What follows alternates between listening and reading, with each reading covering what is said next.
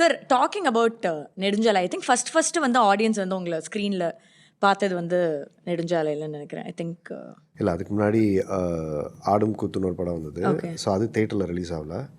So அதுக்கப்புறம் மாலை பொழுதுன் மயக்கத்திலே படம் வந்துச்சு.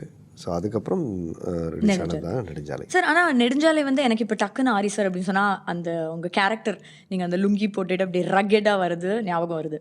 நீங்கள் எப்படி சார் அந்த கால் எடுத்தீங்க? ஏன்னா வந்து ஃபர்ஸ்ட் ஆடியன்ஸ்ட்டு நீங்கள் ப்ரொஜெக்ட் ஆகிறீங்க அண்ட் இப்படி ஒரு ரக்கெட்டான ஆள் நம்மளை வந்து அப்படியே ரெஜிஸ்டர் பண்ணிடுவாங்களோ, அப்படியே ஒரு சிக்னேச்சர் இமேஜ் பில்ட் ஆயிருமா, அந்த மாதிரி ஒரு தாட் இருந்தது. உங்கள் தாட் ப்ராசஸ் எப்படி இருந்தது அப்போ?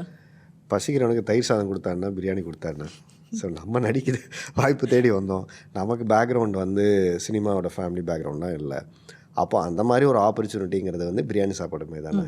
ஸோ ஏன்னா நம்மளை நம்பி ஒரு ப்ரொடக்ஷன் அவ்வளோ செலவு பண்ணி அந்த மாதிரி ஒரு கண்டென்ட் நம்ம கையில் கொடுக்குறதுங்கிறது, அதுக்கு நிறையா வேறு ஆப்ஷன் தான் இருந்தது. சிம்பு பண்ணலாம், வேறு ஹீரோஸ் ஆப்ஷன் தான் இப்போ இருந்துச்சு. அப்போது கிருஷ்ணா சார் வந்து ஏன்னா ஃபுல்லாகவே ட்ராவல் ஆகணும் கதை கூட, ஹீரோ டேட்ஸ் பண்ணி போகிறது கஷ்டம், நைட் ஷூட் ஃபுல்லாகவே, அப்புறம் ஃபிசிக்கலி ரொம்ப ஃபிட்டாக இருக்கணும், ஓடுறது எதுவுமே டூப் பண்ணக்கூடாது.